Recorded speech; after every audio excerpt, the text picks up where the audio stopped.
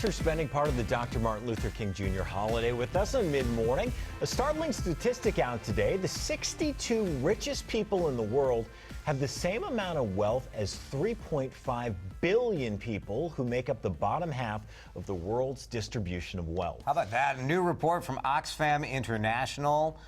Back in 2010, it took 388 ultra-rich individuals to own that portion of global wealth. Now it's just 62. 62, that's it. Crazy. So Forbes, this is where the information comes from on who the richest and what the amount is.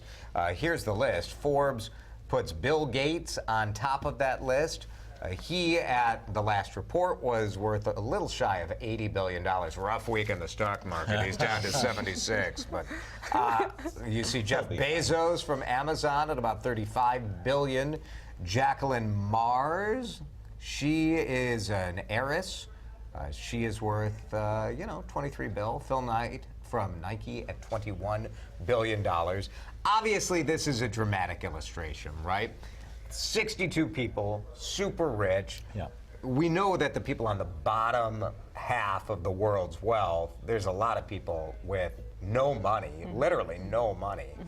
But it's this chasm, I think, that is really what people are focused in about. The rich get richer, and the rest of America and the rest of the world is either stagnating or getting poorer, Rachel.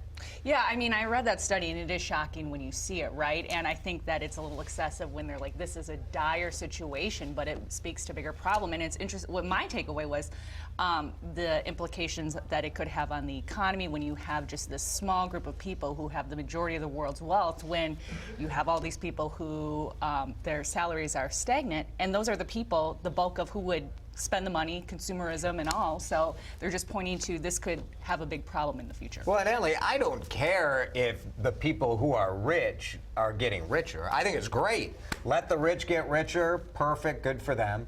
But the fact that the rest of the world is not getting richer is maybe that's what's troubling. Yeah, not as much opportunity, although there are some people who dispute this study because when you look at it, they're looking at net worth, so assets minus debt. So that means that everyone up here has a mortgage. Yep. So that would mean that we make up some of the poorest because we have debt. We're deep in the so red. because we Just have bought debt. a new house, just bought a new house. Yeah. Exactly. So that means that you make up the poorest $2 billion, which does not make any sense. Right. There's no doubt. You can get into the nitty-gritty, and if you want to focus on 62 versus half of the world, there are a lot of questions with that. But I don't think anyone would dispute the fact that the rich continue to have more success. And this is I think we feel this right now, don't we?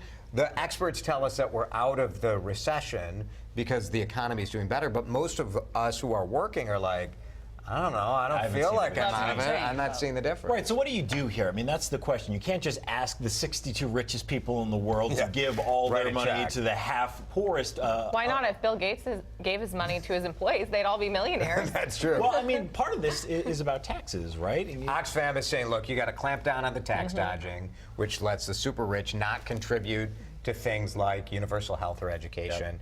And you have to look at, are we doing this right? Are we only taxing work and consumption, and should we be taxing wealth more? And how does that look? We don't know, but that's the question to struggle with. All right. Well, we are talking this morning about GoFundMe.